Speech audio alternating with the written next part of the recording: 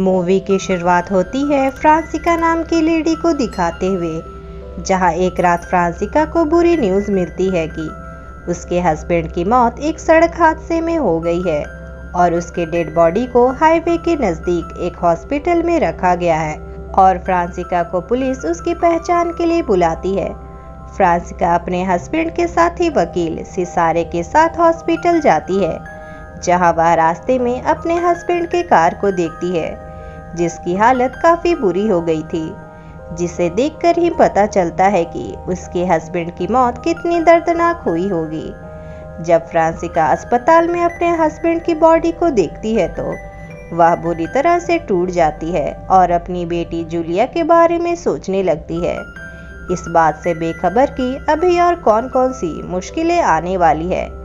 जिसके बाद वह अपने हस्बैंड के फ्यूनरल के दिन से ही अपने प्रति लोगों की गंदी नज़रों को भांप सकती है। अपने हस्बैंड मिर्ज्यू की मौत के कुछ दिनों बाद उसका दोस्त सिसारे, जो कि मिर्ज्यू के कंपनी का लीगल एडवाइजर होता है, फ्रांसिका को बताता है कि उसके हस्बैंड की कंपनी बहुत ही कर्ज में डूबी हुई है और उसे अपने हस्बैंड का लाइफ इंश्योरेंस का पैसा भी नहीं मिलेगा, क्योंकि उसने कई महीनों से एक किस्त भी जमा नहीं किया था। घर, फार्म, ऑफिस सब कुछ गिरवी है। एक योट और क्रैश कार ही कहने के लिए उसका है, जहां फ्रांसिका का फादर भी उसकी कुछ हेल्प नहीं कर सकता था।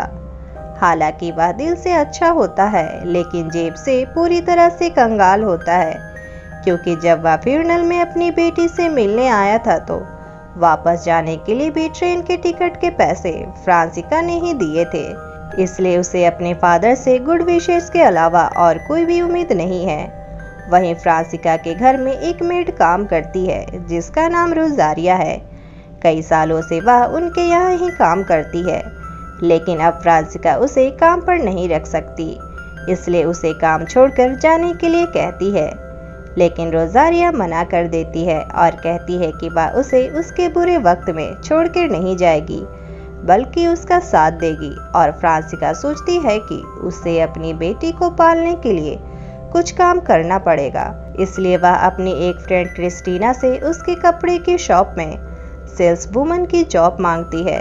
यह क्रिस्टीना के लिए भी बड़ी हैरानी की बात थी, क्योंकि वह कभी उसकी वीआईपी कस्टमर हुआ करती थी और अब उसे शॉप में लेबर का काम करना पड़ेगा, क्योंकि उसे पैसों की सख्त ज़रूरत होती है अपने घर को चलाने के लिए और उसे यह काम करने में कोई शर्म नहीं होती। वहीं शॉप में उसकी पुरानी फ्रेंड्स आती हैं और फ्रांसिका को शॉप में काम करते हुए देख बुरा फील करती हैं, पर वह चाहकर भी उसके लिए कुछ नहीं कर सकती थी। जहां एक दिन गुडी को नाम का एक रिच कस्टमर शॉप पर आता है।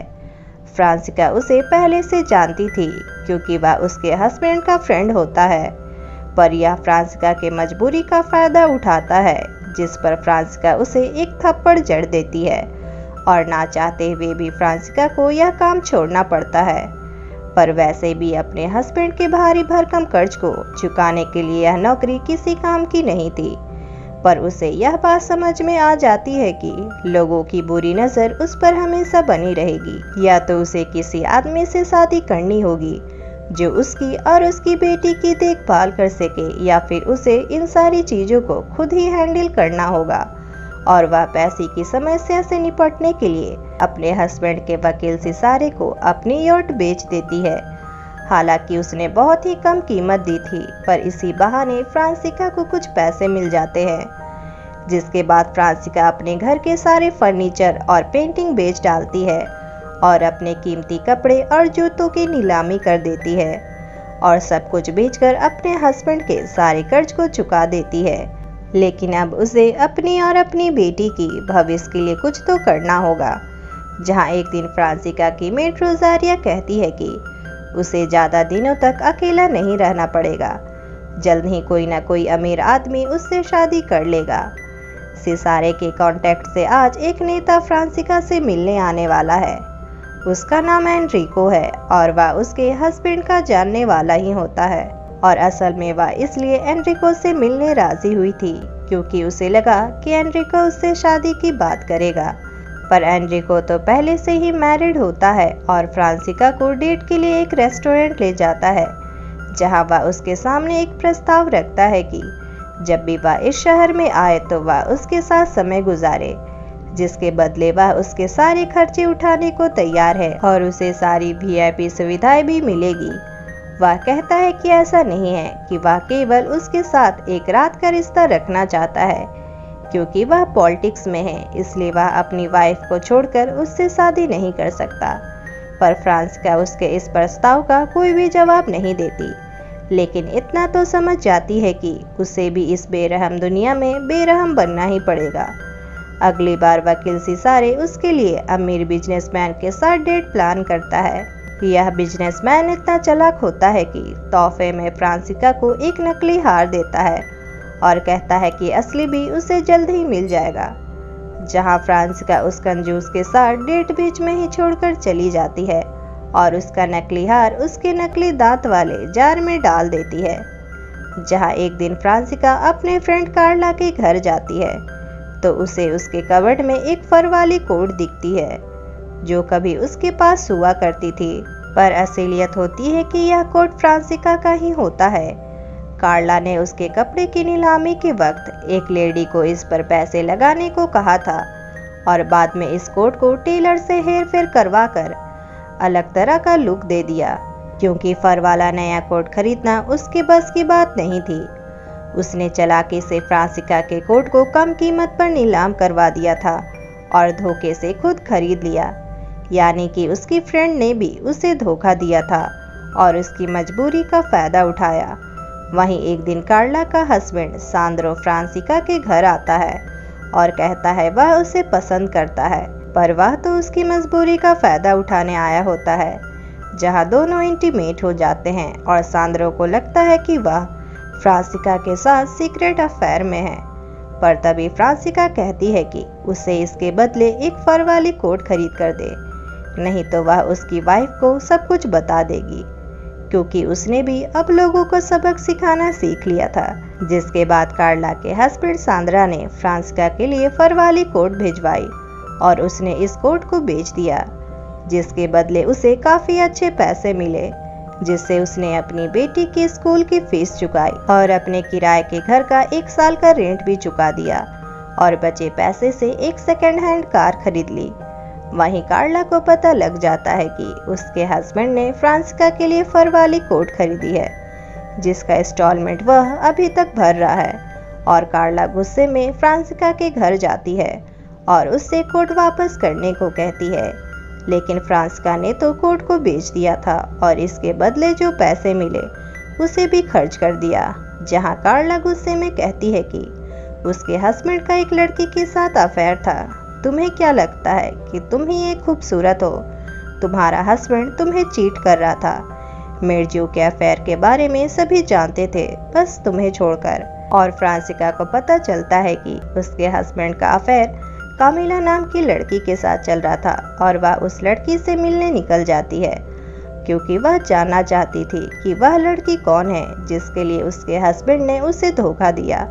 और फ्रांसिका जब कामिला से मिलती है तो उसे पता चलता है कि वह एक अच्छे स्वभाव की लड़की है, और कामिला उसे कहती है कि उसने मिर्जियो को कहा था कि अपनी वाइफ और अपनी बेटी को छोड़कर मेरे पास आ जाए, पर उसने तुम्हें चुना और मिर्जियो तुम्हारे बारे में जितना भी कहा था तुम उससे भी ज़्यादा खूबसूरत हो। जिसके बाद फ्रांसिका कामिला से मिलकर लौट जाती है और काफ़ी अपसेट हो जाती है और अपनी रिंग को फेंक देती है। जहां उसके दिमाग में एक आइडिया आता है और कहती है कि वह एक हाई सोसाइटी लेडी है और जब तक उसका हस्बैंड था लोग चाहते हुए भी इसका इजहार नहीं कर पाते थे। उसके चाहने वाले में उसके हस्बैंड के दोस्त और पॉलिटिक्स वाले भी होते हैं जो उसे पाने के लिए कुछ भी कीमत चुकाने को तैयार थे, और अगर वह इनमें से किसी एक के पास जाएगी तो बाकियों से मिलने वाले पैसे से हाथ धो बैठेगी और वह सोचती है कि वह सभी से कैसे पैसे निकलवा सकती है। जहां वह एक लॉटरी का प्लान बनाती है जिसमें केवल 20 चुनिंदा अमीर लोगों की ही एंट्री होगी और लॉटरी की एंट्री फीस 100 मिलियन ईरा के बराबर होगी, जिसकी कीमत आज 50 लाख रुपए के बराबर है। और इतनी बड़ी रकम तो वही देना चाहेगा जो उसका सच्चा दीवाना हो, और एंट्री करने वालों के नाम को सीक्रेट रखा जाएगा और जो भी इस लॉटरी का विनर होगा, फ्रांसिका उसके साथ 4 सालों तक उसकी पर्सनल प्रॉपर्टी बनकर रहेगी। और वह सिसारे को इस लॉटरी के लिए नियम बनाने को कहती है ताकि किसी भी पार्टिसिपेट को ऐसा ना लगे कि उसके साथ धोखा हुआ है और इसके बदले उसे लॉटरी से होने वाली कमाई का अच्छा कमीशन मिलेगा। और ये जल्दी पैसे कमाने का एक अच्छा तरीका होता है, लेकिन उन्हें इसके लिए कैंडिडेट भी ढूंढने होंगे और वे बड़ी बड़ी पार्टियों में जाते हैं और हर उस एक आदमी को अप्रोच करते हैं जिसकी हैसियत एंट्री फीस भरने की हो और जो डेस्परेटली फ्रांसिका को पाना चाहता हो। उन्हें जल्द ही ऐसे 20 कैंडिडेट मिल जाते हैं जो फ्रांसिका के ऊपर 50 लाख का दाव लगाने के लिए तैयार हो जाते हैं और फ्रांसिका की लॉटरी की खबर पूरे शहर में फैल जाती है। और ये खबर फ्रांसिका के हस्बैंड की मदर को भी लग जाती है और वह नाराज होती है कि यह सब वह क्या कर रही है। उसने यह भी ना सोचा कि उसके बच्चे के फ्यूचर पर क्या असर पड़ेगा।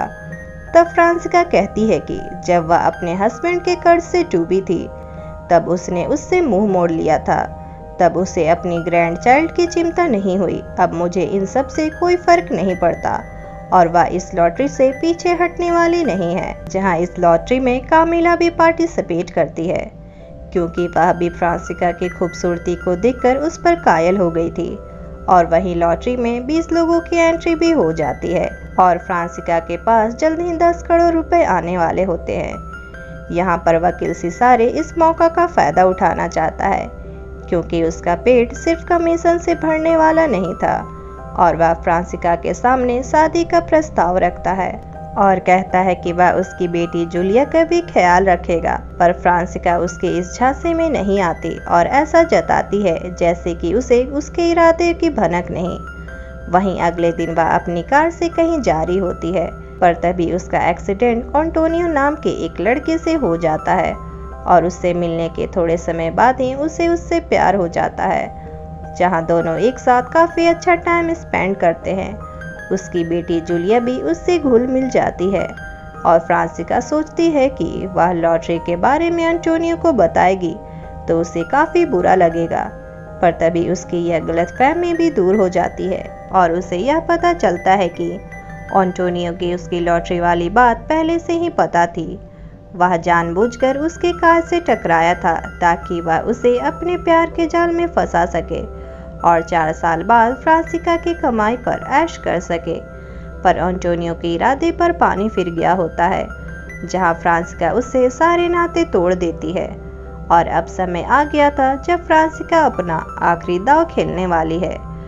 जहां फ्रांसिका एक ईमानदार पुलिस ऑफिसर को एक गुप्त खबरी बनकर गैर कानूनी लॉटरी बिजनेस की जानकारी देती है कि शहर में प्रोस्टिट्यूशन को बढ़ावा मिल रहा है और इस कांड में बड़े बड़े लोग शामिल हैं। और पुलिस वकील सिसारे के ऑफिस में छापा मार देती है और 20 रिच लोगों द्वारा फ्रांसिका के भारी भरकम चेक को कब्जे में ले लेती है और यह लॉटरी कांड खबरों में भी आ जाती है। और अगर ऐसा है तो लिस्ट में नामी लोगों की पब्लिक में इमेज खराब हो सकती है और सभी को काफ़ी टेंशन हो जाता है क्योंकि कितनों का तो राजनीतिक करियर ही खत्म हो जाएगा।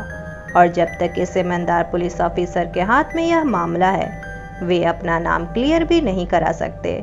और अब सब कुछ फ्रांसिका के हाथ में होता है कि वह पुलिस के सामने क्या बयान देगी। जब फ्रांसिका से इस मामले में पूछताछ होती है कि वह भारी भरकम अमाउंट वाले चेक्स के बारे में जानती है जो उसके नाम से काटी गई है, वह हाँ में जवाब देती है और कहती है कि उसके हस्बैंड के दोस्तों ने उसकी और उसकी बेटी की मदद करने के लिए उसे चैरिटी के तौर पर उसे डोनेशन देने की योजना बनाई थी। उनका मानना था कि अगर वे सीधे फ्रांसिका को पैसे देंगे तो उसके आत्मसम्मान को चोट लग सकती है, इसलिए उसने एक लॉटरी की योजना बनाई जिसमें इंटरफीस के तौर पर वे पैसा डोनेट कर सकते हैं।